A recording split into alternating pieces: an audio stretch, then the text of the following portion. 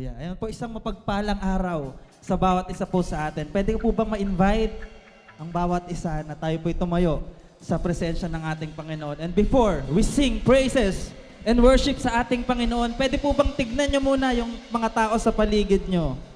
Can we say to them, God is with you? Come on! Say it! Say it! Come on kapatid, God is with you. And sa atin din pong mga nanonood sa kanilang mga tahanan, God is with you every day. Hallelujah! Come on church, can we shout? Hallelujah! Hallelujah! Thank you God every day. Hallelujah! Come on church, can we clap our hands? Come on, let's praise the Lord. Hallelujah! It's Jesus.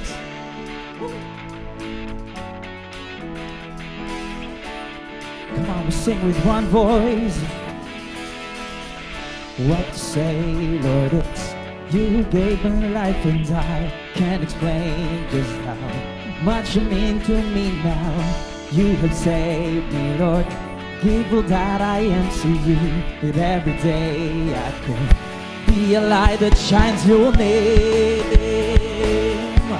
Thank you, Jesus. Yes, Lord, every day. Come on, church. Every day, Lord, I'll learn to stand upon your word. I pray that I might come to know you more. We would guide me in every single step I'm taking. Every day I can be your light unto the world. Every day it's you I live for. Every day I'll follow after you. Every day I'll walk with you, my Lord. Hallelujah! Thank you, Jesus. Thank you, God. Every day, Lord, I learn to stand upon your word. I pray that I might come to know you more. You would guide me in every single step I'm taking. And every day I can be a light unto the world. Every day it's you I live for. Every day I follow after you. Every day I walk with you, my Lord. Come on, church, let's praise the Lord every day. Every day it's you I live for. Every day I follow after you. Every day I walk with you, my Lord. Come on, it's you. It's you I live for every day. It's you I live for. Come on, church, we sing it out. It's you I live for every day. Lord, come on, we sing. It's you I live for. It's you I live for. It's Jesus. Thank you, Jesus. It's you I live for. Yes, Lord. Come on, show it's you I live for. It's you I live for every day. It's you I live for every day. It's you I live for every day. It's you I live for. It's you I live for every day. It's you I live for every day. It's you I live for every day.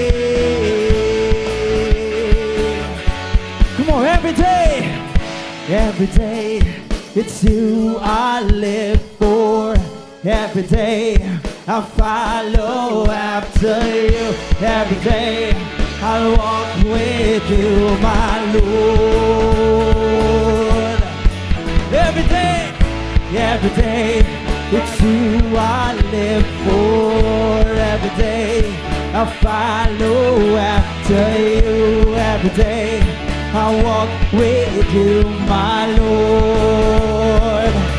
It's you I live for. It's you I live for every day. It's you I live for every day. It's you I live for every day, Lord. It's you I live for. It's you I live for every day. It's you. Yes, Jesus. Every day, Lord. Every day. Thank you, Jesus. Come on. Hallelujah. It's Jesus. Hallelujah. It's Jesus. Thank you, God. Come on, church, sing it out. My Savior, Redeemer, lifted me from the miry clay.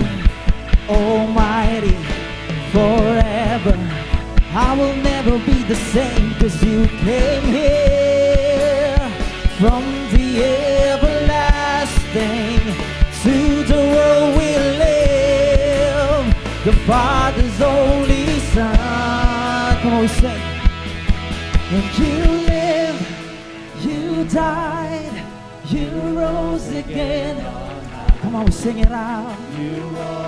Lord God, hear your voices tonight. Say, kapatid. Oh, hallelujah, for all you've done. Thank you, Jesus. Come on, let's sing. My Savior, Redeemer, lifted me from the miry clay. Almighty, forever, I will never be the same, 'cause you came near from the everlasting to the world we live, the Father's only Son. You live, you live, you died, you rose again on high. You opened the way for the world to live again. Hallelujah, for all you've done. Come on, church, you live, and you live, you died, you rose again on high. You opened the way for the world to live again. Hallelujah, for all you've done. Thank you, Jesus, for all you've done. Oh, hallelujah. Yes, Jesus. Thank you, Jesus. Come on, church, we sing. 'Cause you came near from the everlasting to the world we live, the Father's only Son. Come on, we sing. 'Cause you came from the everlasting to the world we live, the Father's only Son. Come on. 'Cause you live, you died, you rose again on high. You opened the way for the world to live again. Hallelujah, for all you've done. Come on, we live, and you live, you died, you rose again on high. You opened the way for the world to live again. Hallelujah, for all you've done. Hallelujah, for all you've done. Hallelujah, for all you've done. Come on, let's shout hallelujah! Hallelujah! Come on, we sing. Hallelujah, for all you've done. Come on, sing it out. Hallelujah, for Come on, church, we sing hallelujah for all you've done. Oh, hallelujah for all you've done. Come on, sing hallelujah for all you've done. Hallelujah for all you've done. Hallelujah. Hallelujah for all you've done. Hallelujah for all you've done.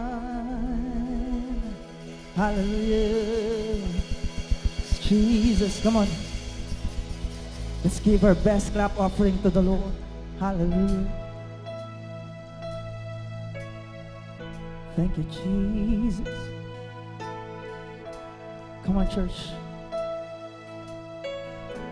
At this moment, come on, can we lift our hands up high as we accept? Come on, as we feel the presence of the Lord in this place, in your heart. Come on, kapatid.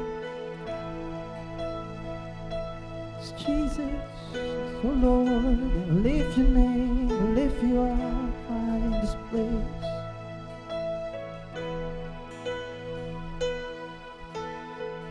Hallelujah, it's Jesus. Lift you up, lift your name in our lives. Every day, and every hour, and every minute, we worship you, Jesus.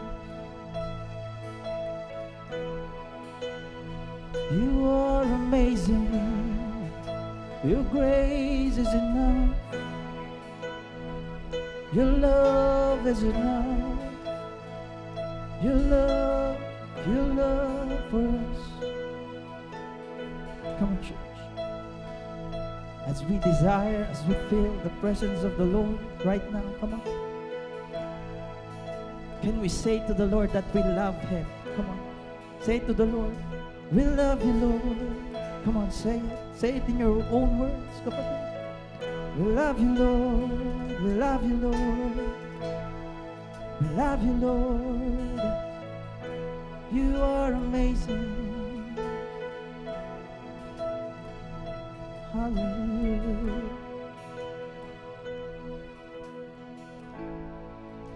Hallelujah. Come on, we sing. Amazing grace, how sweet the sound that saved a wretch like me. I once was lost, but now I'm found. Hallelujah. Yes, Lord. Hallelujah. Come on, we sing. Was grace that taught my heart to feel, and grace my fears relieved. How precious did that grace appear the hour I first believed. Come on. Much pains are gone, I've been set free. My God, my Savior has ransomed me, and like a flood, His mercy reigns, unending love, amazing grace. Hallelujah. Oh, we worship you. Come on. The Lord has promised good to me, His word my hope secures. He will my shield and portion be, as long as life endures. My chains are gone, I've been set free. My God, my Savior has ransomed me, and like a flood, His mercy reigns. Unending love, amazing grace. My chains are gone, I've been set free. My God, my Savior has ransomed me, and like the flood, His mercy reigns. Unending love, amazing grace. Hallelujah. Come on, church, we worship you, Jesus. Hallelujah. Come on, let's shout your hallelujah. Hallelujah. Thank you, Jesus. Oh.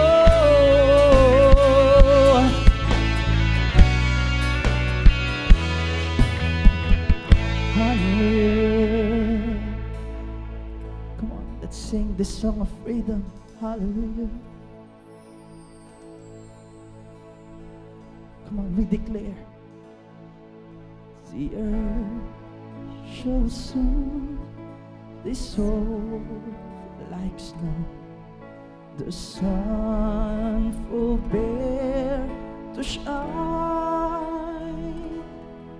but God who called me here below will be forever mine. Come on, we declare.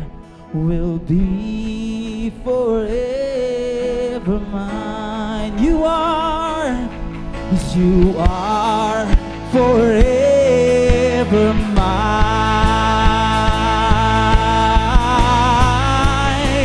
My chains are gone, I've been set free. My God, my Savior has ransomed me, and like a flood, His mercy reigns. Unending love, amazing grace. My chains are gone, I've been set free. Hallelujah. Come on, church, worship Him. Yes, Lord. His mercy reigns. Unending love, amazing grace, and like a flood, and like a flood, His mercy reigns. Unending love, amazing grace, and like a flood, and like a flood, His mercy reigns. Unending love, amazing grace. Hallelujah. Come on, bigay natin ng mataas na papuri sa ating Panginoon. Jesus, it's who you are, Jesus. You are amazing, God. Your name above every name, every nation, every power. Hallelujah. Hallelujah. Come on. You're the name above all names. You are worthy of our praise. And my heart is our God. Come on, church, sing with me. Worship Him. You're the name.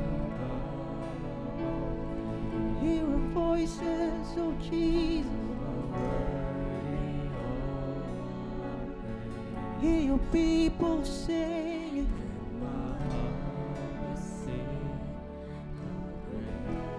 How great you're great, oh Jesus. Come on. You're the name above all names. You are worthy of our praise, and my heart will sing, how great is our God. Come on, you're the name. You're the name above all names. You are worthy. Oh, Jesus. And my heart will sing, how great is our God. Come on, say His name. You're the name. You're the name above all names. You are worthy of our praise, and my heart will sing, how great is our God. You're the name above every name. You're the name. His name is Jesus, Jesus, Jesus. Oh, and my heart will sing, how great is our God. Sing, you're the name, you're the name above every name.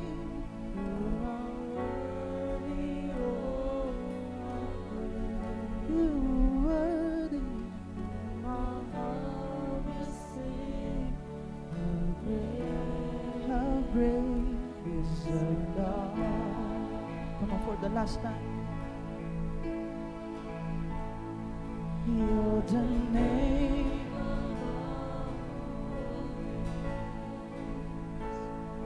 You are worthy of our praise,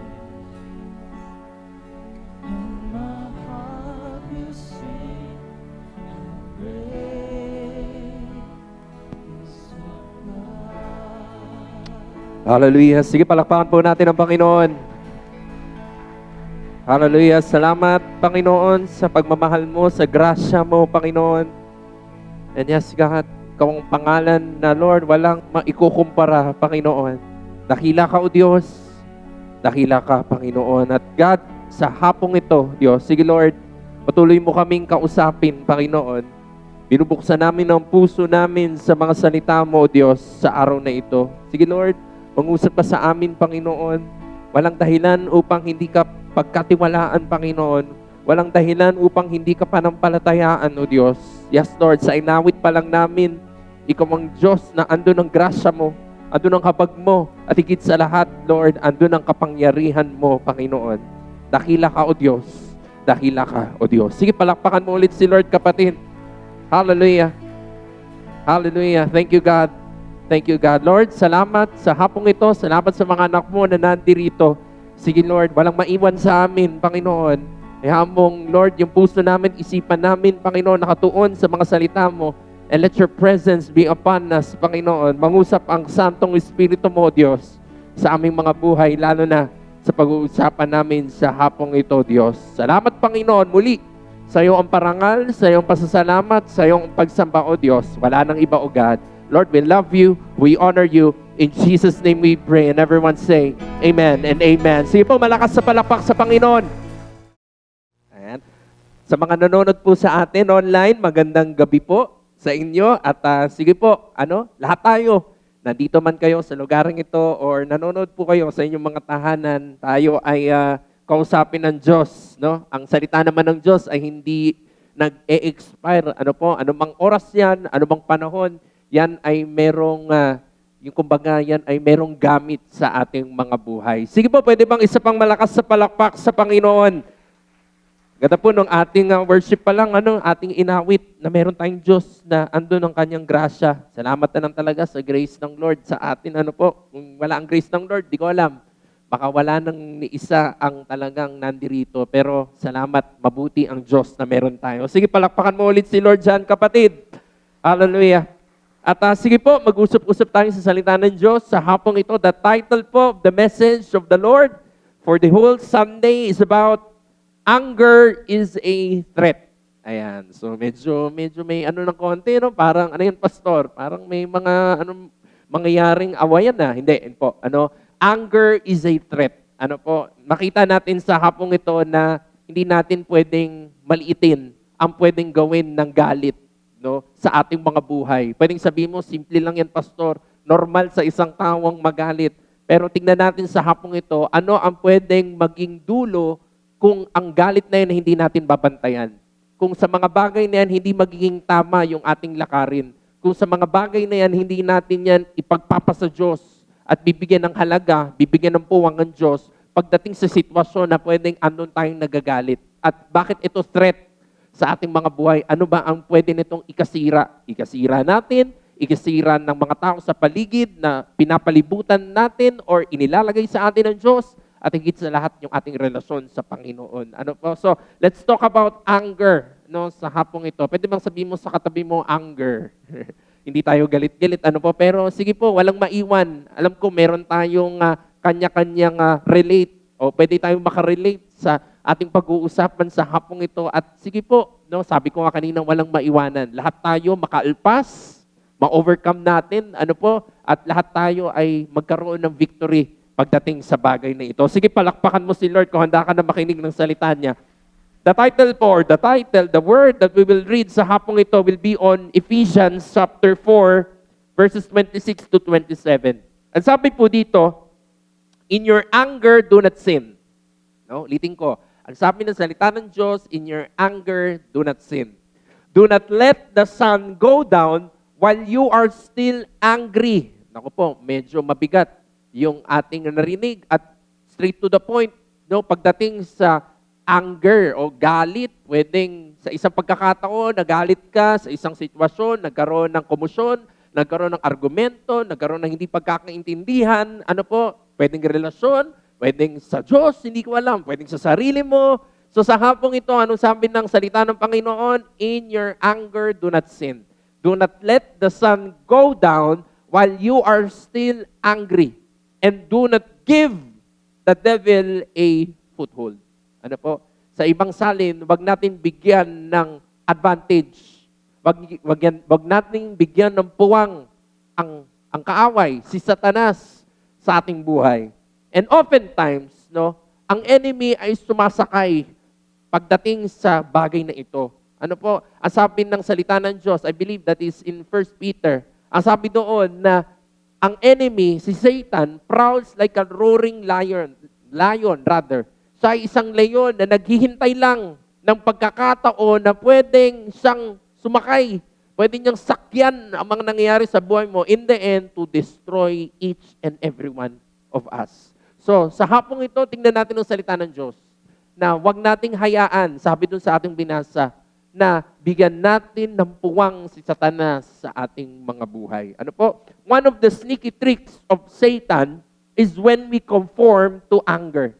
Yun ang trick ni Satan o trick ng enemy sa atin. Minsan inisip natin, okay lang magalit, o okay lang magkaroon ng sama ng loob, o okay lang ilagay ito sa buhay, palampasin to, mawawala din to. Pero yun na nga po yun. Sa maraming pagkakataon, hindi natin nababantayan ang ating mga sarili, including myself, at dito, nagiging vulnerable tayo, nagiging trick ito ng enemy for us to be conformed. Nagkakaroon na ng ugat sa ating mga puso na dumadating sa point, even in our mind, na pupunta na yung anger sa ating mga isipan, dumarating na sa pagkakataon, nagiging output na natin, maybe our lips, pagdating sa anger na yan, nakakasabi na tayo ng mga hindi tamang sabihin, nakakasakit na tayo ng mga damdamin, hindi ko alam. No, in our hands, in our feet, naku po, yun ang medyo mas malala, na in the end, kapag hindi natin to nabantayan, ito ang pwedeng maging bunga. Kung ang ugat ng anger sa puso natin hindi mabasag, hindi maputol sa ating mga buhay, hindi natin ibigay sa Panginoon, ito yung pwede nitong gawin sa buhay natin. Masira tayo sa Diyos. Masira yung mga pangarap ng Panginoon sa atin, yung purpose ng Diyos. Masira yung relasyon na inilagay sa atin ng Diyos, ibinigay sa atin ng Diyos. Mapa sa pamilya man, mapa sa trabaho man, mapa sa eskwela man, o mapa sa tahanan ng Diyos. Kung galit ang namumutawi sa ating mga buhay, walang magiging magandang resulta.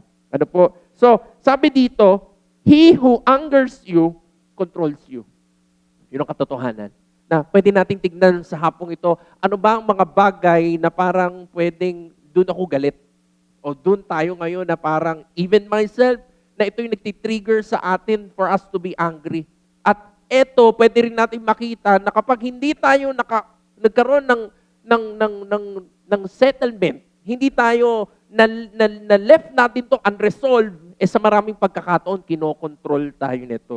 Sa papaanong paraan, Pastor? Anger can make us lose control. No? Anger can make us lose control. Pagising mo sa umaga, pwedeng maayos ang iyong pagising, pero because of that anger that lingers sa puso mo, konting spark lang, hindi ko alam, sa tahanan ba yan, o sa paglabas mo pa lang, pagpunta mo ng simbahan ngayong araw ng linggo, it can make you lose control. Darating sa point na hindi ka na magsimba.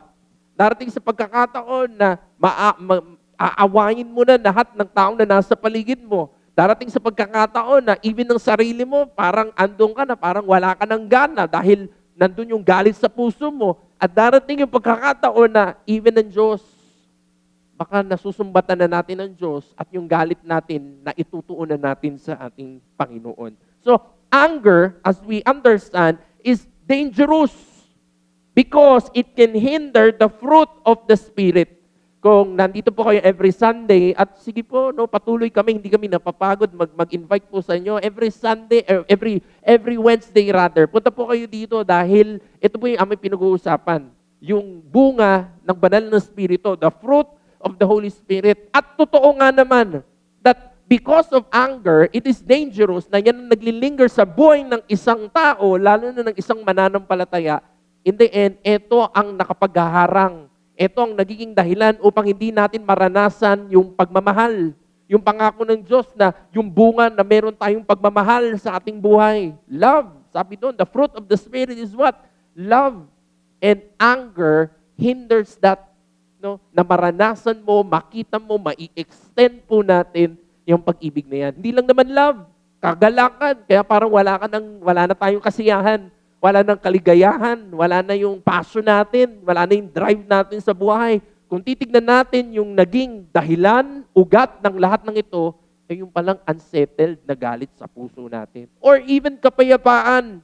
Nandun ka, di ka na makatulog sa gabi. Bantay ka lagi sa messenger mo, bantay ka lagi sa cellphone mo, bantay ka lagi kung saan man na parang dahil sa galit, wala ka ng rest. Wala ng kapahingahan, wala ng kapayapaan sa buhay. Ano po, even patience. Anger is dangerous because it threatens yung patience mo.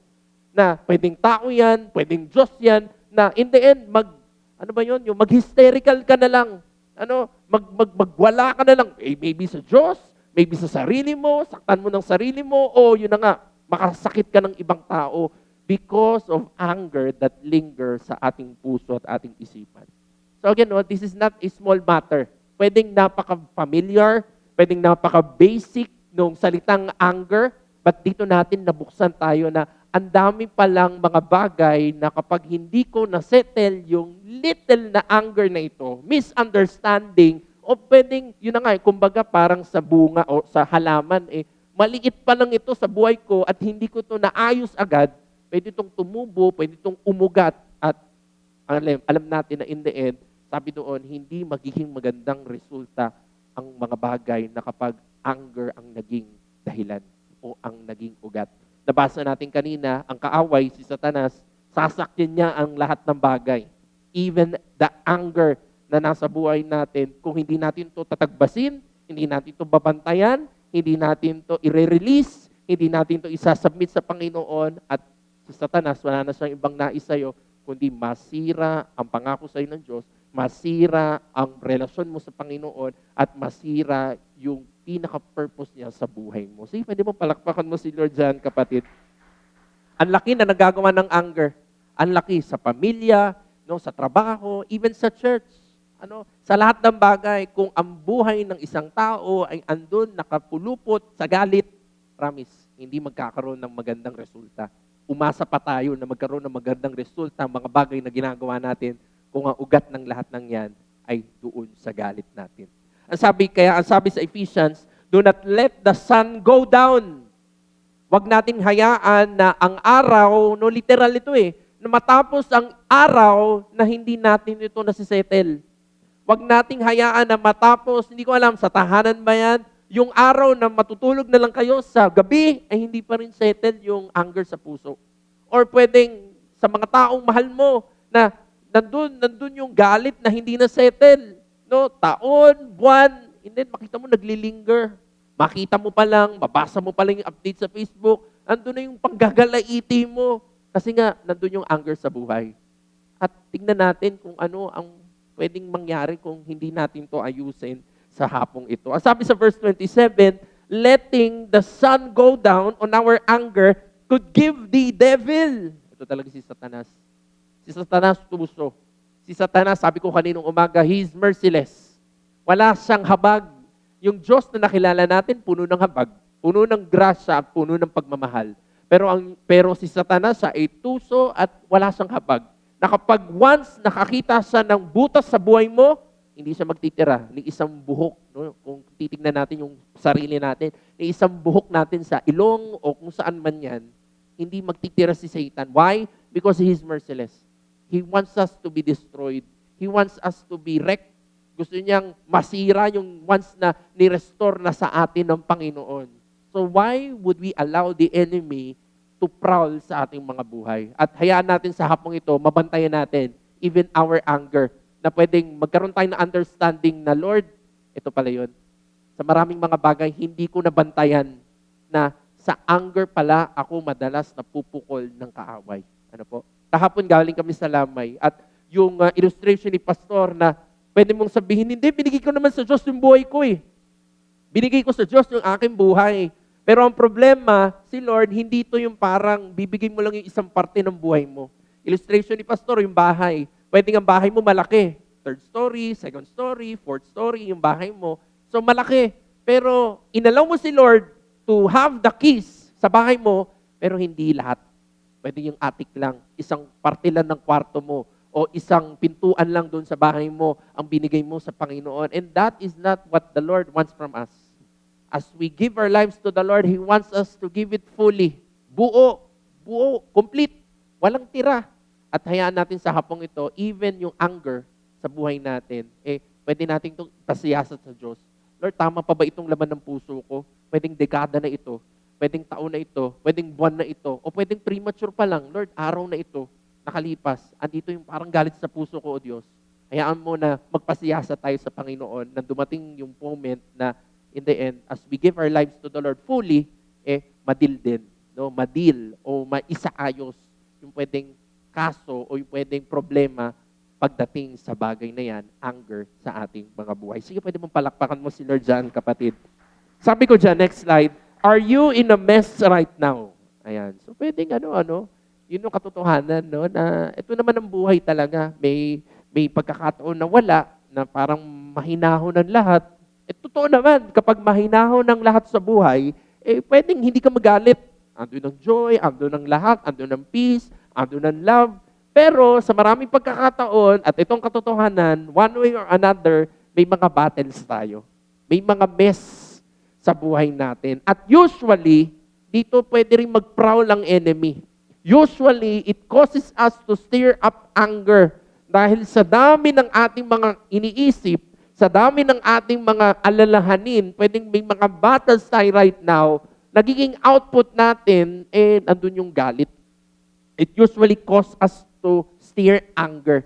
Kaya pagdating sa pagkakataon na yan, mga kapatid, dito natin pwedeng bantayan ng ating mga sarili na, Lord, ito Lord, marami akong mga sitwasyon. Hayaan mo, Panginoon, Lord God, na mapalalahanan mo ko, Lord, na hindi ako magalit sa iyo. Mapalalahanan mo ko, Panginoon, na hindi ako magalit pwedeng sa mga mahal ko sa buhay. Di ba, minsan, yun na nga lang, yung konting, di ko alam, dahil ano ka na ba, aburido, o hindi ko alam, nandun ka na sa moment na konting touch lang sa'yo, talagang magwawala ka because of anger. Because pwedeng ang daming andoon sitwasyon ng buhay, hindi na natin nabantayan. Nag-spark na tayo because, yun na nga, dapat andun tayo sa heart ng Lord. Sa mga bagay na ito, mabantayan ko ang puso ko. Sa mga bagay na ito, mabantayan ko ang isipan ko, mabantayan ko ang labi ko, mabantayan ko ang aking mga kamay, ang aking mga paa, O Diyos. Nang sa gayon, O Diyos, hayaan mong hindi galit ang mamutawi sa puso ko, Panginoon. Sige, pwede bang palakpakan mo si Lord dyan? So, when does anger becomes a threat? So, ito yung title natin. So, tingnan natin, paano ba nagiging mali na yung galit? Paano ba nagiging mali yung galit? Naalala ko si Jesus, Matthew. Kung papasahin niyo yung Matthew, nagalit si Lord. Nung nakita niya na ang templo ay sinalaula, ginawang money changer, ginawang bentahan, marketplace, yung paligid ng templo, nagalit ang Lord. At anong ginawa ng Diyos? He flipped tables. No? Sinalansang ng Panginoong Jesus, yung mga upuan at yung mga mesa na andoon sa nakapaligid doon sa templo. Pero kung babasahin natin ng patuloy yung verse, right after that moment, ang sabi doon, si Jesus ay nagpagaling ng bulag doon sa tabi ng templo. Tingnan niyo yung puso ng Lord. Pwedeng, yes, andun yung galit ng Diyos. Pero sabi doon sa binasa natin, in your anger, do not sin. At sabi doon sa binasa natin, do not let the sun go down, na andun yung galit sa ating mga puso. Bakit? Because it will give the devil a foothold. Kasi Jesus, andun, pwedeng nagalit si Lord at that moment. Pero after, hindi, andun ulit yung pagmamahal ng Diyos. Na to the moment na doon sa tabi ng templo, pinagaling niya yung taong nangangailangan ng kagalingan. So ganito ba tayo in our lives? O tayo tong, may atraso ka sa akin, galit ako sa'yo, bahala ka dyan. Wala nang pamilya, wala nang relasyon. So, ang hirap kapag ito yung namutawi sa atin bilang mga mananampalataya. Bilang mga Kristiyano, titignan natin ng Diyos. Lord, ano bang tama sa harapan mo? Lord, ano bang magbibigay ng kaluguran sa'yo? Ano bang magbibigay ng testimonya na, Lord, andun ka sa buhay namin. At tingin ko, sa ginawa ng Diyos, sa naging lakarin ng Diyos, naging modelo ang Diyos sa atin na, in the end, tama itong sinabi ni Pablo dito sa Ephesians, that wag nating hayaan na mamutawi, magkaroon ng ugat ang galit sa ating mga buhay. Sige, palakpakan mo si Lord dyan, kapatid. Number 1, sabi dito, anger becomes a threat when anger becomes a stronghold. Stronghold. Parang pandikit lang, kapatid. Rugby yan o kung ano man, mighty band. Matindi na yung kapit. When anger becomes a stronghold sa buhay natin, kapatid, ang daming pwedeng maging resultang mali. So tingnan natin yung anger na, ano ba to, naging kalyado na ba yung puso natin? Naging parang, nagkaroon na ba ng ugat yan sa puso't isipan natin? Dumating ba sa point na nasasabi na natin yan? Because yun na nga nagkaroon na siya ng stronghold, hindi lang foothold. Nagkaroon na siya ng base sa buhay mo. Nagkaroon na siya ng barak sa buhay mo, yung anger. Hindi na ganun kadaling matibag. Because, yun na nga, naging stronghold. Hindi natin nabantayan. Nagsimula sa maliit, pero dahil hindi natin to nailapit sa Diyos, hindi natin to nabantayan, ito ay nagkaroon nagkaroon ng ugat sa ating buhay. So, when does anger becomes a threat? When anger becomes a stronghold. Satan uses anger to stir people up. Kaya ang daming mga tao nagkakagalit. Mga unbeliever. Pero ang nakakalungkot, bilang tayo sana ng mga Kristiyano, nakakilala na sa Panginoon, alam ang tama't mali, naintindihan ng Diyos, pero sometimes tayo pa itong bumibida pagdating sa stirring people up and causing divisions. Pwedeng sa bahay, even church, sa trabaho mo, no? Sa relasyon mo, sa mga tao, sa paligid mo, yun, because of anger. At sabi ko kanina, paulit-ulit, na ang enemy, gagawa siya ng paraan, at hindi lang naman paraan kung hindi naman natin ino-open yung sarili natin, hindi naman siya magpa-pounce. Pero kung i-open natin yung sarili natin, na nandun yung galit sa buhay natin, hindi magdadalawang isip ang kaaway na sakyan ang mga bagay na yan. So, tignan natin dito si Satan. Ang sabi in 2 Corinthians chapter 4, verse 4, sabi dito, Satan, who is the God of this world, has blinded the minds of those who don't believe. Ayun yung katotohanan. Maraming mga tao right now ang andun yung galit sa Diyos. Hindi ko alam, puno na ng galit sa buhay. Pag kinausap mo, wala na talagang ibang inilalabas, kundi galit sa kung saan, galit sa sarili, hindi ko alam. Pero dun mo ma-discern na hindi na ang Diyos ang kasama ng taong ito. At ito yung reminder sa atin na ito yung pwedeng gawin ni Satanas sa buhay ng isang tao na inalaw siya. No, na sa kahit maliit na bagay ay inalaw siya na sakyan ng mga bagay na ito. Sabi dito, they are unable to see the glorious light of the good news. Kahit may mga tao, pero again, alam ko walang imposible sa Diyos. Pero mayroon tayong mga na-experience ng mga tao na kahit anong paliwanag mo, kahit anong linaw na ng salita ng Diyos, kahit anong, isusubo na lang talaga kung ano yung tama, pero hindi talaga nila magawa. Hindi talaga nila maintindihan. At hindi nila ito ma-process sa kanilang mga isipan. Why? Pwede natin tignan ito. Na sa sobrang sigurong, hindi ko na alam. Pero again, alam ko, walang imposible sa Diyos. Pero nandun yung struggle. Nandun talaga yung stronghold na. Because of that anger that linger sa buhay ng tao. So, tignan natin, no? I pray na sana hindi tayo mapunta sa ganung kalagayan o kung meron man right now na andun papunta na, hindi pa naman huli ang lahat. Ang Diyos ay nangungusap sa atin sa gabing ito na in the end, basagin natin, wasakin natin at lagyan na natin ng let us put an end pagdating sa bagay na yan sa ating mga buhay. Sige, pwede bang palakpakan mo si Lord dyan, kapatid?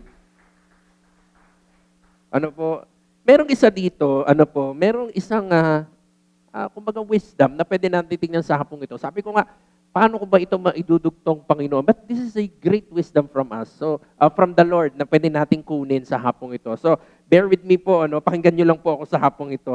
Ang sabi ni Dietrich Bonhoeffer, there's this kinds of grace.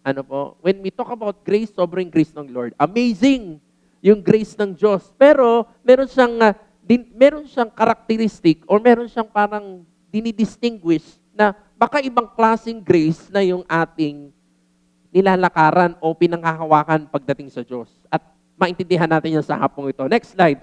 Ang sabi niya dito, there's this thing called cheap grace. Cheap grace.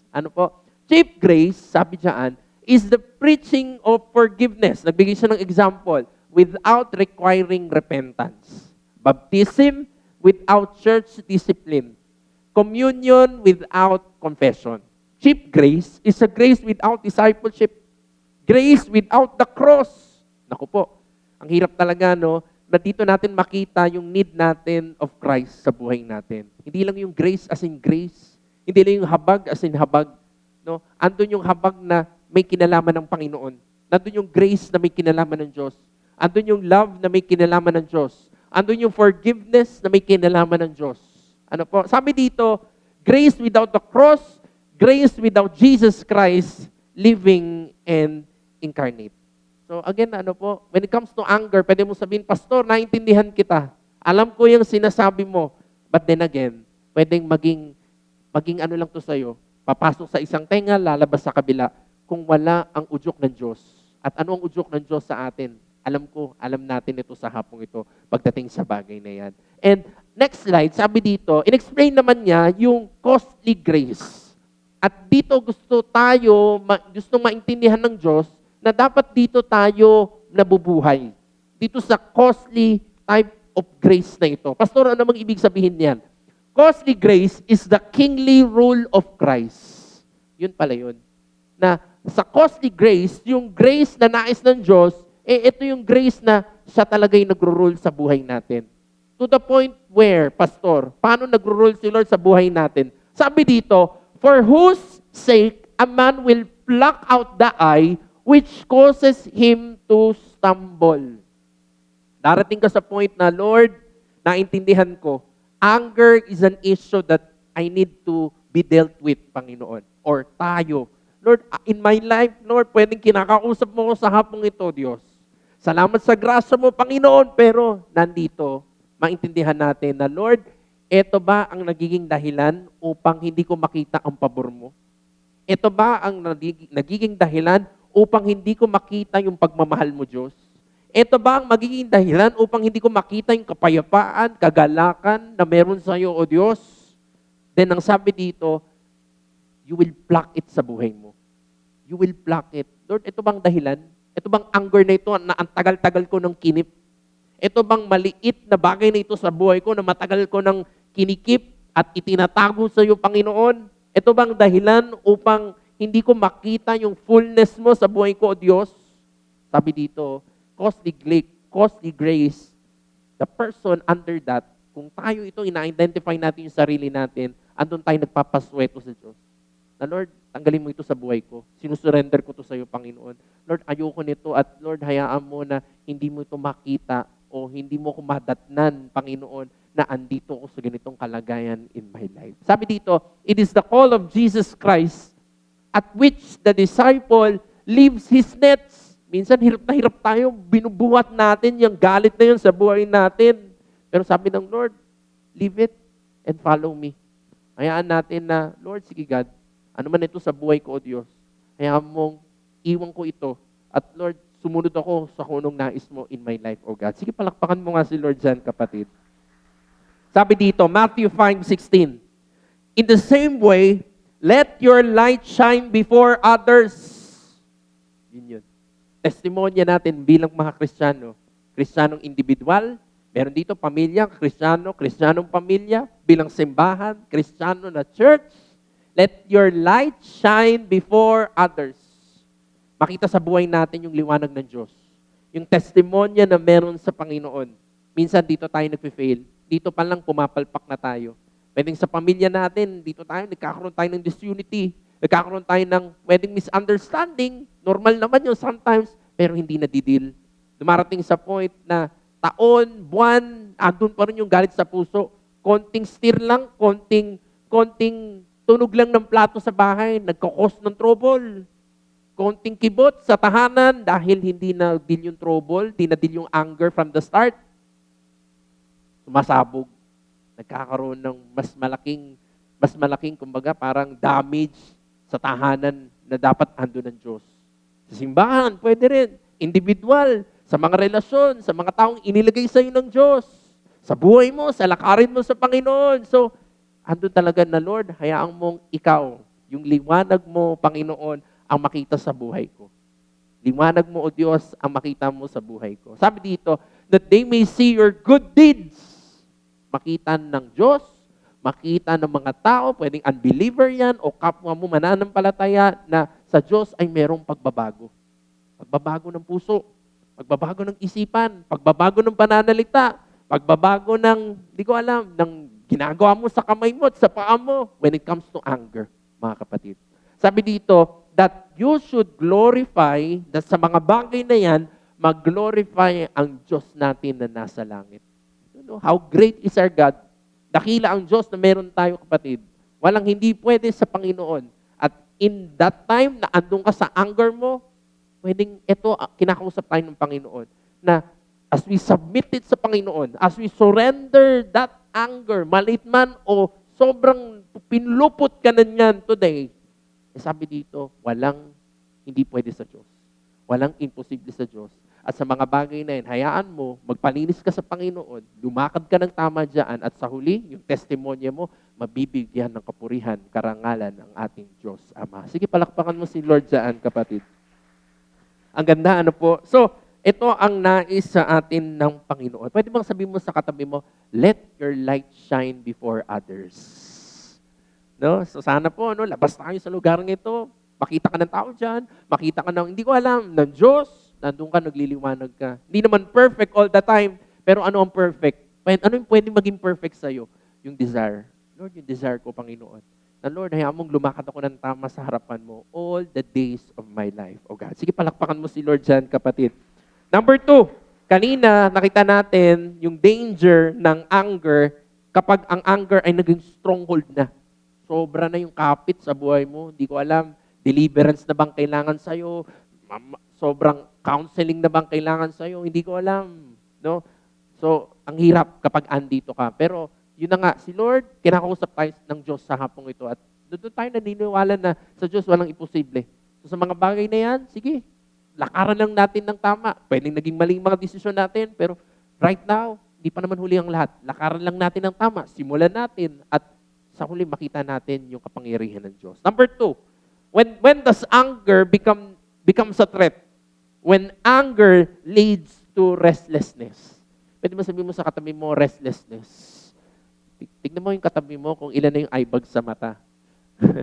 Hindi po, hindi lang, pabiro lang yan. Pero tingnan natin, baka ang cause ng wrinkles mo sa noo mo o eye bags mo sa mata mo, hindi ko alam. O yung sa physical mo, spiritual na ang problema. That anger lingers in your hearts and minds. Dumarating tayo sa point na nawawala na yung kapahingahan. Nawawala ang kapayapaan. Nawawala na ang kagalakan. Nawawala na yung pagmamahal. Nawawala na yung self-control. No? May mga moment ba tayo na dumarating tayo na hindi tayo makatulog sa gabi? Hindi tayo makatulog sa gabi kahit anong pikit mo, kahit anong inom mo ng gamot, hindi ko alam, inom ka na ng gatas, lahat na ng pagbababad, ginawa mo para makatulog ka, pero hindi talaga. Pagkapikit mo ng mata mo, andon, naglilinger sa'yo yung spirit of anger. Yung galit na hindi na-settle, yung galit na hindi na-resolve, yung galit na hindi na ilapit sa Panginoon at nahingi ng saklolo. So, anger leads to restlessness. Restlessness, mga kapatid. May mga tao makita mo sobra. Away sa Facebook, away dito, away doon. Hindi makatulog dahil baka nag-aabang sa pintuan, nag-aabang sa gate. Yung tawag, tingin lagi sa cellphone, baka merong gawing hindi maganda. Bakit? Yun eh. Dahil nagbula ang lahat ng yan, dahil inalaw natin, no? Hindi natin naintindihan, pero ngayon naintindihan natin na Lord, patawad. Hindi ko nabantayan itong galit sa puso ko. Dito pala sumasakay ang enemy sa maraming pagkakataon. Kaya right now, hindi ko makamtan, hindi ko maranasan yung kapahingahan o Diyos. So sa hapong ito, kinakausap tayo ng Panginoon. Sabi dito, Satan will use anything. Anything, kapatid. Walang ititira ang kaaway. So, andun tayo, dapat nagmamatsyag. Diba? Sabi doon, magbantay kan lagi sa buhay mo. In the end, tignan mo yung sarili mo kasi wag mong i-allow na in part of your life, dyan mag-penetrate ang enemy. Because Satan will use anything to get in our minds. Satan will use anything to get in our hearts. And Satan will use anything, sabi dyan, to distract us within. Wala na yung peace sa buhay mo. Payat ka na, hindi ko alam, wala na. Yung, kahit yung soundness ng mind mo, wala na. Sobra ka na yung parang, ano ba yun? Yung parang tingin mo sa lahat, kaaway na. Tingin mo sa mga sitwasyon, sa paligid mo, parang may gagawin sa hindi maganda. Kung titignan mo yung pinaka-cause ng lahat ng yan, yung galit sa puso. Galit sa puso. So, hayaan natin sa hapong ito na, Lord, tanggalin mo ito. Ito pala to, Diyos, sa maraming pagkakataon, saan ko hinahanap yung kapahingahan, saan ko hinahanap, o Diyos. Lumalapit naman ako sa iyo, Panginoon, pero baka nga ito, Diyos, hindi ko nabantayan ang sarili ko pagdating sa bagay na ito. Kaya sa maraming pagkakataon, hindi ko nararanasan ang kapahingahan. Sige, pwede mong palakpakan mo si Lord dyan. Tinatawag ko po si Peter. Si Peter. Ano po? Sabi dito, kasi ako mahilig ako sa boxing no? Sa TikTok ko, maraming mga yun yung algorithm ko sa TikTok ko ngayon no? Yung boxing, so mga videos. Nadaanan ko yung isang video, sabi ni Muhammad Ali, na pwede kong, parang sabi ko, pwede kong magamit sa preaching ko yun na. Ito yung sabi niya, float like a butterfly, sting like a bee. Pwede mo sabihin sa pastor, harmless naman magalit. Wala naman to. Okay lang to. Ano lang to. Galit, pabebe lang to. Diba? May mga ganun sometimes na parang minimize natin yung galit na meron sa puso natin. Pero again, all things come into checking. makita mo na yan pala ang nagiging rason kaya mali na yung lakarin natin, mali na ang reaksyon natin, mali na yung mga nangyayari sa buhay natin. Sabi doon, no, tingin mo sa una parang butterfly lang, parang ang cute-cute lang, cute. Pero hindi mo alam, it can sting you like a bee, yung anger sa puso, anger sa buhay. It can sting you like a bee. Titignan mo, away, hindi ko alam, example lang naman ito, away pamilya. Kung hindi ito masettle, promise, maghahatakan ng mga aparador, maghahatakan ng mga cabinet, ng mga damit, ng mga maleta, because of one simple misunderstanding. Cute lang sa una, pero kung hindi na-settle, hindi naayos, it can sting you like a bee. Satan will use anything, kapatid, to destroy us, to distract us, and to sirain ang plano ng Diyos sa ating mga buhay. So wag natin hayaan. Wag natin hayaan. Sige, pwede bang palakpakan mo si Lord dyan, kapatid? Number three, anger feeds our passion. When does anger becomes a threat? Eto, medyo na ano ko dito parang, uy Lord, parang tama to sa akin na. Lahat naman yan, pero parang bago to, parang hindi ko to napansin, Lord When anger feeds our passion. Marami sa atin, sometimes, kaya ako nagpapatuloy, dahil gusto mong makaganti, gusto mong makaisa, yumaman lang ako, babalikan kita. Mga ganun tayo. Sometimes, pwedeng minaliit tayo ng tao, minaltrato tayo, hindi ko alam, in some ways. Pero, when does anger becomes a threat sa buhay natin? When anger fires up your passion. Na, ang dahilan kung bakit ka ginagawa mo mga bagay na yan, ang root, dahil sa galit mo. Hindi pala magiging magandang resulta niyan. Kapag ang naging ugat ng lahat ng yan, nag-build sa buhay mo, pero ang ugat ng lahat ng yan ay doon sa galit mo. Kaya pala may mga tao na kapag andun na, pwedeng andun na napuntahan na nila sana yung kainaman ng buhay. Pero walang rest. Bakit? Yung heart nila nandun yung galit. Gagantihan kita, sisirain kita, ito gagawin ko sa'yo. Why? Because of anger. Anger ang naging pundasyon ng lahat ng meron siya. Hindi maganda. Lalo na sa harapan ng Diyos. So, kaya natin na ipanalangin natin yung ating lakarin. Dapat dito tayo maging cautious. Lord, ano ba to Lord? Bakit pa ako nandito? Nandito ba ako dahil sumusunod ako sa'yo?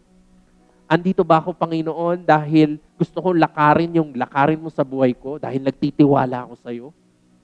Dahil hopeful ako sa'yo? Dahil thankful ako sa'yo, Diyos? O baka nandito na lang ako, Panginoon, at pinagpapatuloy ko mga bagay na ito, hindi ko napansin, galit na pala yung namumutawi sa puso. Ganda, no? Ang gandang tignan natin sa buhay natin. Because kung mabantayan mo yan at malakaran mo ng tama, magre-resulta ng tama yan.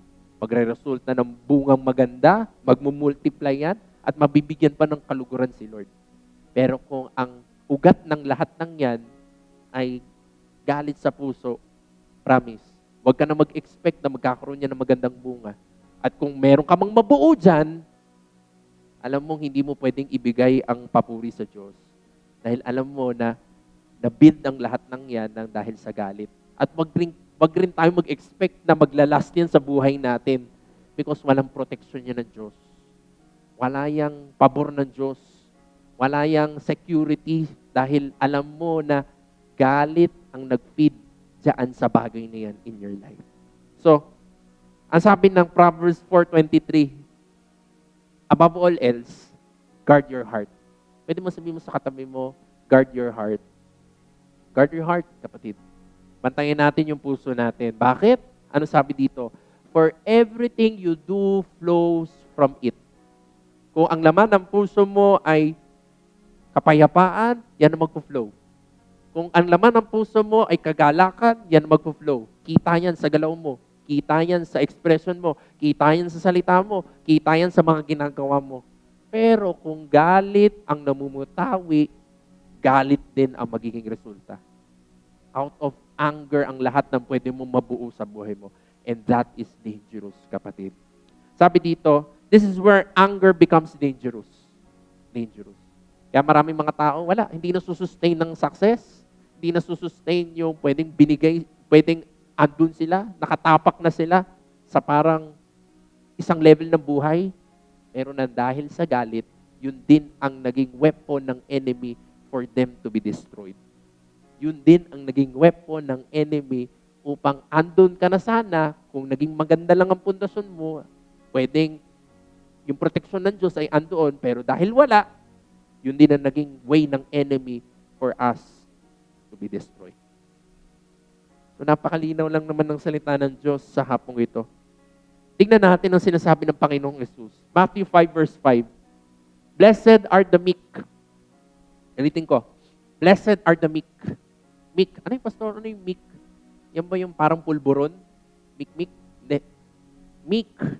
Sabi doon, sa ibang salin, gentle. Gentle-hearted. Mahinahon na puso. Blessed are the meek. Sabi dito. Why? For they will inherit the earth. For they will inherit the earth. Dito ko rin naintindihan na, Lord, baka nga pala, no?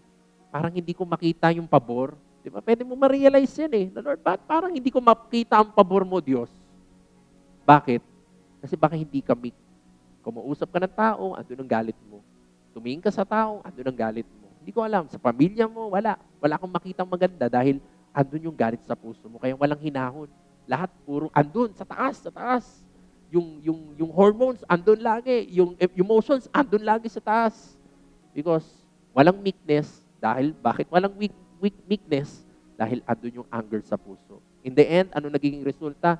Walang makitang pabor, walang makitang restoration, walang makitang joy, walang makitang pagmamahal sa buhay ng isang tao. So ito yung maintindihan natin. Sinabi ito ng Diyos sa atin sa hapong ito. The way we handle anger says a lot about our meekness. So, ano natin makapanghawakan o hawakan na maayos yung anger, dito rin natin makikita na, Lord, ako ba'y may hinahon sa iyong harapan, O Diyos?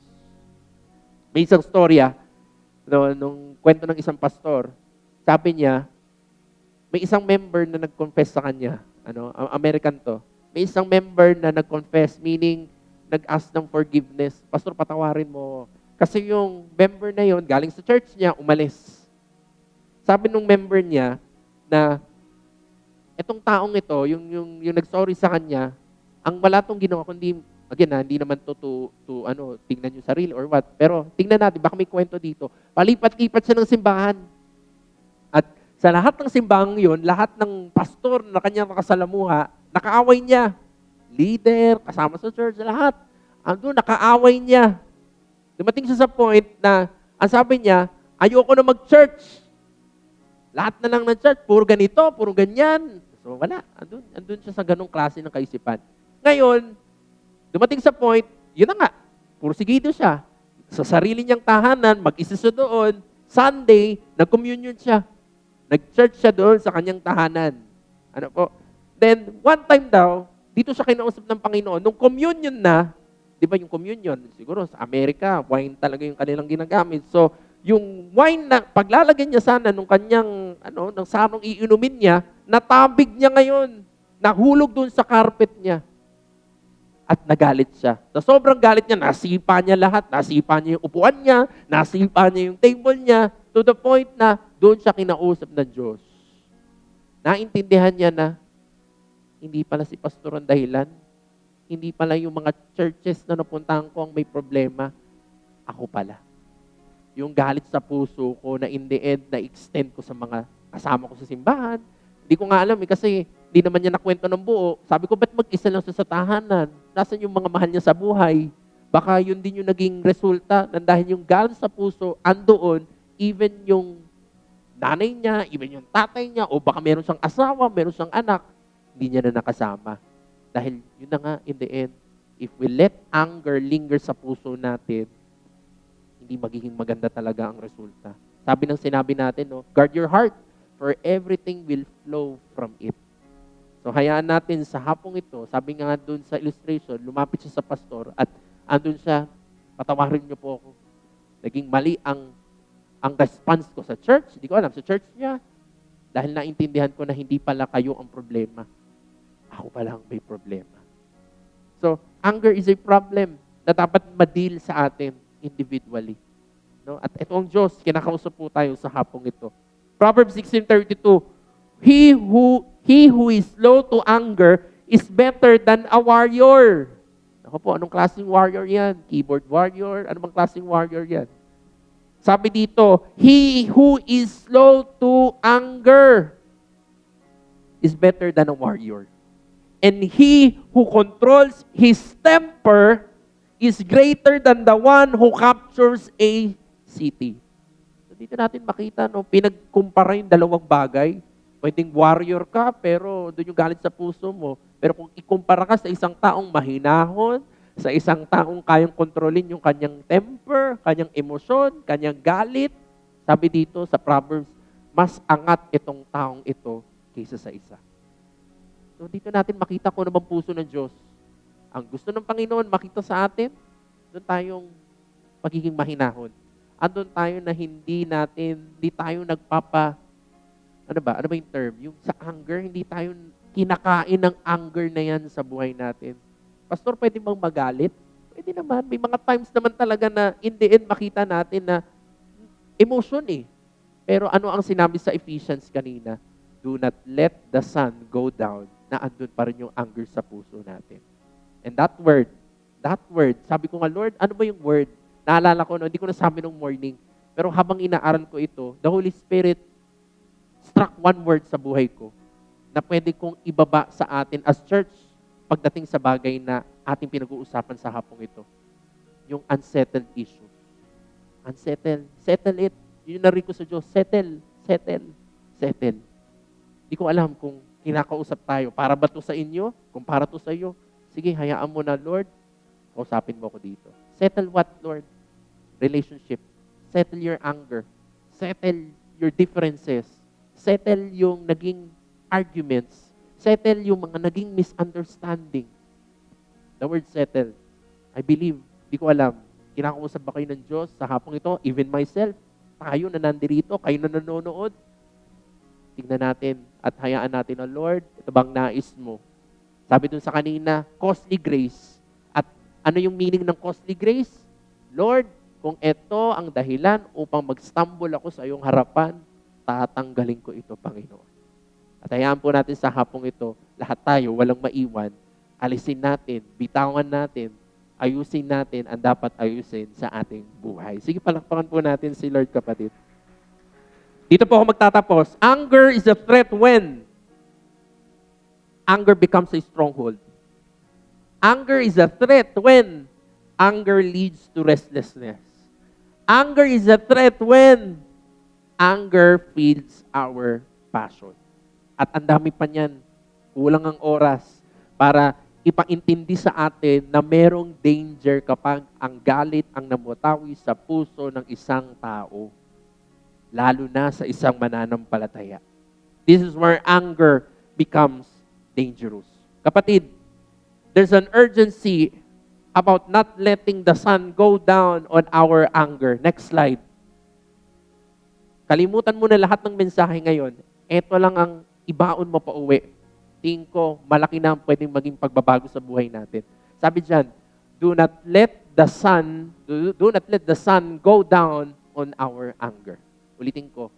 Ulit-ulitin natin para at least ito yung ating ma-stock sa ating puso't isipan.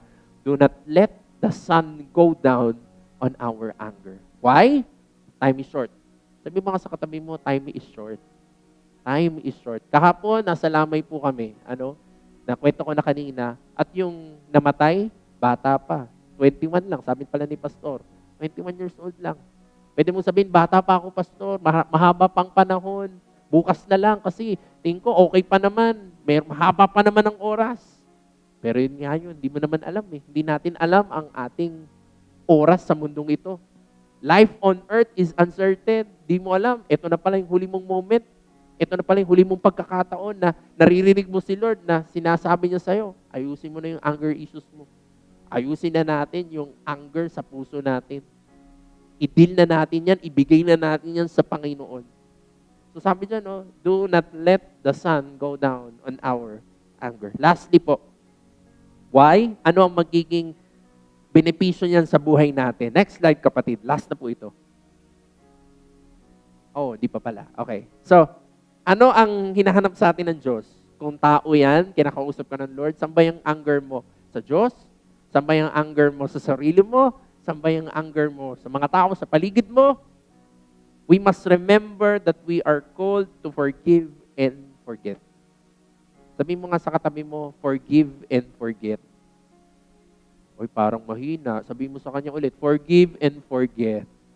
Forgive and forget. Ito yung isang dahilan upang makalaya tayo sa bagay na yan. Naalala ko, no, may oras pa naman ako, naalala ko yung time na sa School of Workers, no, may isang nagtanong about John, na pwedeng, sabi doon sa tanong, pwedeng paulit-ulit na nagawa sa'yo, pero dumating sa point na nag-ask siya ng forgiveness doon sa mga nagawa niya, patatawarin ko ba siya, pastor? O, namali ako ng sagot. Kinurek ako ni pastor eh. Naintindihan ko, oo nga pala, hindi ganun ang pag-ibig ng Diyos. Hindi ganun ang pagpapatawad ng Diyos doon sa naiisip kong pagpapatawad. Ang sabi ko, pwede mo naman siya patawarin, pero wag ka na magpaloko. Parang may ganun akong sinabi na parang in the end, na parang nandun yung lamat. Parang may ganun akong nasabi na parang tingin ko hindi naging tama. Pero nakita ko yung pagmamahal ng Diyos, iba eh. Kakaiba. Sa dami ng ginawa nating kasalanan sa Panginoon, pinatawad tayo ng Panginoon at sabi ni David sa kanyang testimonya, Psalm chapter 50, na ang pagpatawad at paglilinis sa atin ng Diyos ay para tayo naging niebe ulit. Niebe. O sa English, snow.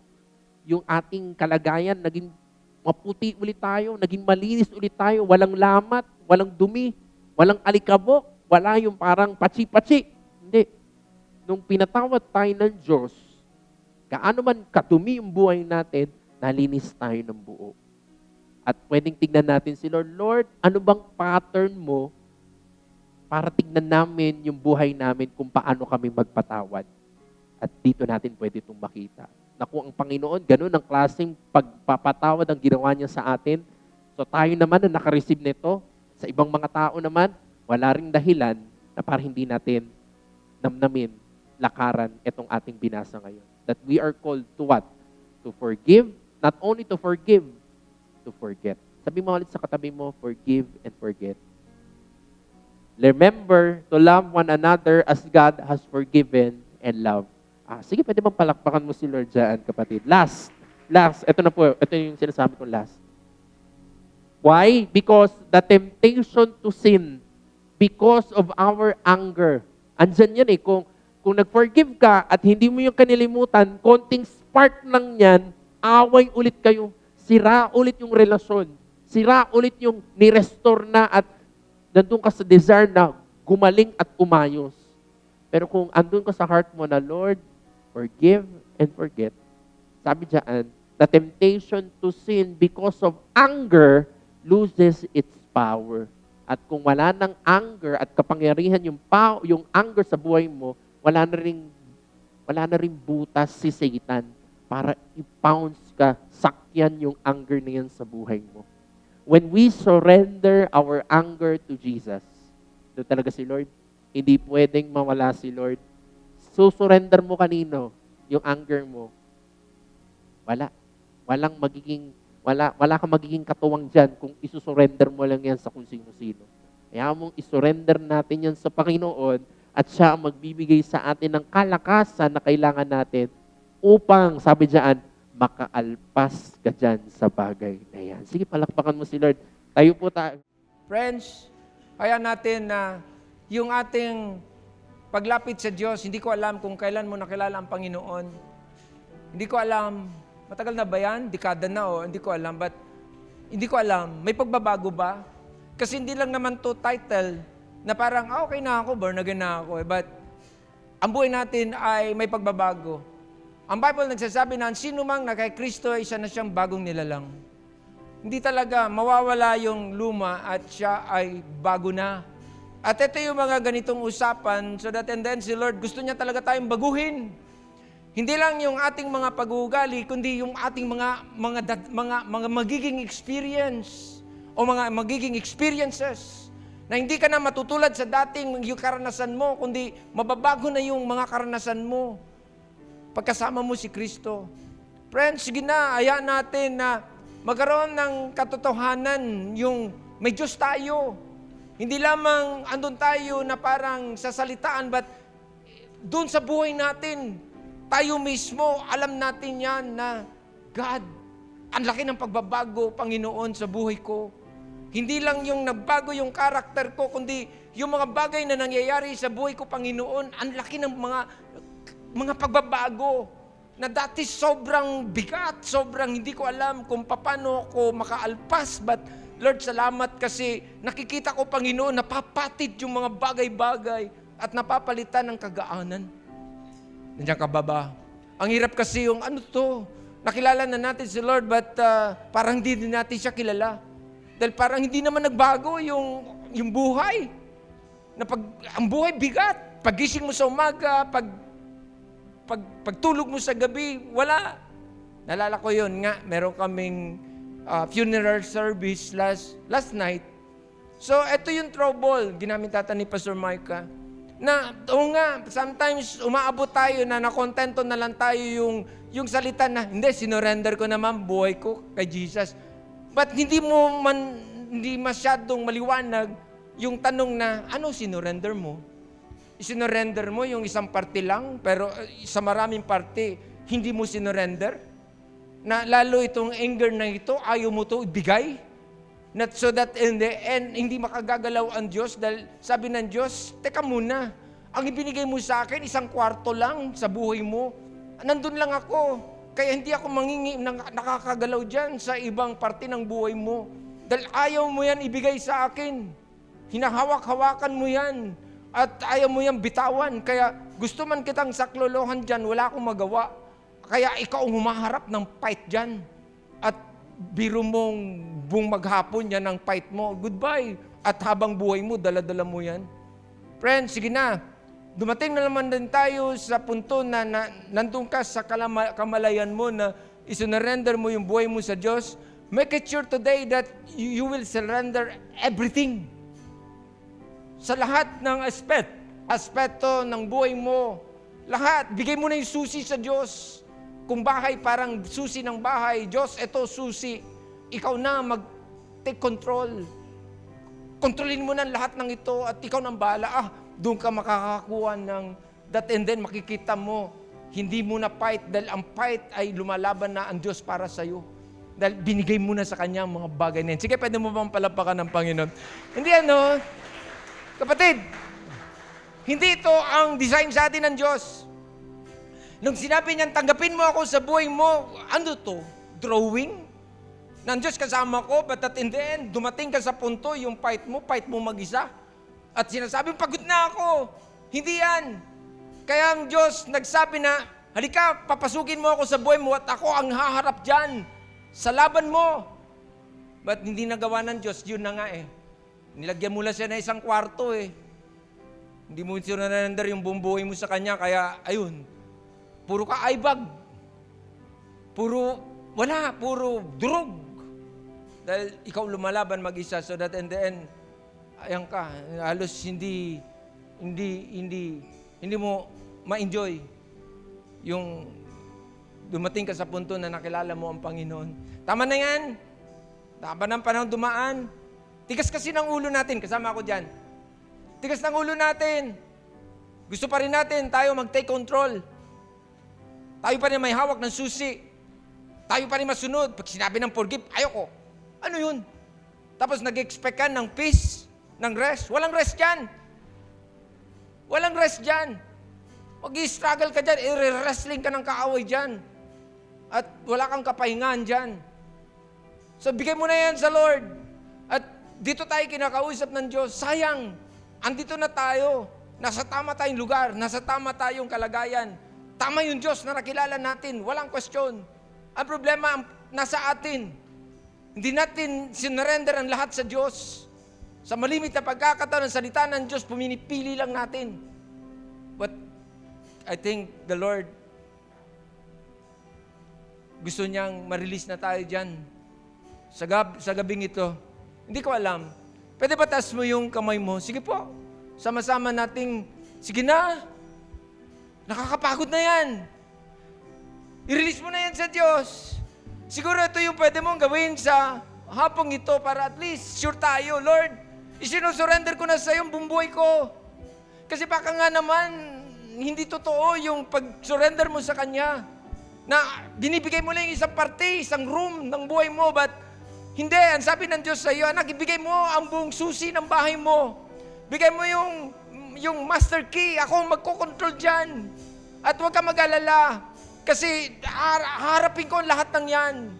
Hindi mo yan kaya. Oh God, hallelujah. Lord, nabang nakataas ang mga kamay ng mga anak mo, Lord, tulungan mo kami. Lord, give us the strength, God, so that and then sa pagtaas namin ng aming mga kamay, ikaw din ang saklolo namin. Na Diyos, magiging tapat kami dito. Na kapag sinabi namin, Diyos, take control. Lord, sige Lord, kontrolin mo ako. Na sana ay kalakip nito yung andun yung seryoso tayo that in the end, ibigay na natin yan sa Diyos. Bitawan mo na yung susi na yan. Hayaan mo ang Diyos ang magpamay-ari ng buhay mo. Oh God, hallelujah. Upang kapag may kumakatok ng mga problema dyan, hindi ikaw magbubukas dyan. Ang magbubukas ng pintuan ay ang Panginoon para sa iyo. At so that in the end ay ang Diyos ang lalaban para sa iyo dyan, hindi ikaw. Oh God, hallelujah. May mga sermon ako na sinasabi ko na may mga pagkakataon na may mga fight ka na hindi mo na nakita. Bakit? Hindi na pinakita sa iyo ng Diyos dahil siyang lumaban para dyan. Oh God, hallelujah. Oh God, hallelujah. Hindi yun lahat ng fight mo, nakita mo, kaya wala. Maghapon kang, andun kang nakikipag-wrestling. Pero gusto ng Diyos na hindi mo na yan, laban ako yan. Diyan ka ako bahala sa'yo. Oh ganda. Matutulog ka sa gabi nang hindi pagod. Kasi hindi ikaw lumaban sa fight mo sa buong maghapon. Siya ang humarap dyan. Kasi binigay mo ang buong susi mo. Oh God, siya ang nagbukas at siya ang magsasara. Oh God, thank you, Father. Lord, salamat po sa gabing ito. Father, can you say sorry to your God? Can we say sorry to our God? Kasi sa malimit na pagkakataon, ikaw ang nagko-control. Oh God, Lord, sorry. Lord, at God, ayaw mo na sa gabing ito, sa hapong ito, kayo mga nakikinig sa amin online, sige, this is for you also. Surrender your life to Jesus. Bigyan mo na yung buong mong buhay sa Kanya, yung susi ng may control ng buhay mo, ibigay mo ng lahat. Huwag mo siyang payagan na isang portion lang ang binigyan mo ng room ang Diyos, kundi ibigay mo lahat ng kwarto at lahat ng sulok ng buhay mo na ang Diyos ang magko-control sa iyo. So that in the end, doon patutunayan sa iyo na kaya kanyang bigyan ng kapahingahan. Hallelujah. Thank you, Father. Sige, palapakan mo si Lord. Hallelujah. Let's worship Him sa hapong ito. Yes, Lord. Ikaw maluwalhati, O Diyos, sa aming pamilya, sa aming buhay, sa aming simbahan, O Diyos. Hallelujah. Hallelujah. Come on, we sing. Oh, Christ be magnified. Let His praise arise. Christ be magnified in me. Oh, Christ be magnified from the altar of my life. Oh, Christ be magnified in me. We sing, oh, Christ be magnified. Let His praise arise. Christ be magnified in me. Oh, Christ be magnified from the altar of my life. Yes, oh God, Christ be magnified. Come on, we sing to the Lord. Oh, Christ be magnified. Let His praise arise. Christ be magnified in me. Oh, Christ be magnified from the altar of my life. Christ be magnified in me. Yes, oh Lord. Hallelujah. Sige, palakpakan po natin ng Diyos. Yes, Lord. Oh, magnify, Panginoon, maluwalhati, Panginoon, sa aming mga buhay, sa aming mga testimonyo, Diyos, Ikaw ang maitaas, O God. We surrender ourselves, Panginoon, ang aming mga buhay, Panginoon, sa iyo. At hayaan mo, Panginoon, sige Lord, baguhin mo ang aming puso, ang aming isipan, O Diyos. Ang aming, Lord, yung sa tahanan namin, O Diyos. Sige Lord, hayaan mo sa hapong ito, Lord, ano man ang aming panalangin, Panginoon, tumugon kami dyan, O Diyos. Sige Lord, makita namin yan, O Diyos. Ang pamilya namin, Panginoon, makamahal namin sa buhay, Panginoon. Andun ang kagalakan, andun ang pagmamahalan, Panginoon. Andun ka, O Diyos, sa aming kalagitnaan, O God. Salamat, Panginoon. Salamat sa mga salita mo, O Diyos, na in the end may gamit sa aming mga buhay, O God. Sige, palakpakan mo si Lord once again. Thank you, God. Lord, sa iyong kapurihan, sa iyong kasama sa lahat ng ito, O Diyos. We love you. In Jesus' name we pray. And everyone say, Amen and Amen. Sige po, malakas ang palakpak. Bigyan natin sa Panginoon.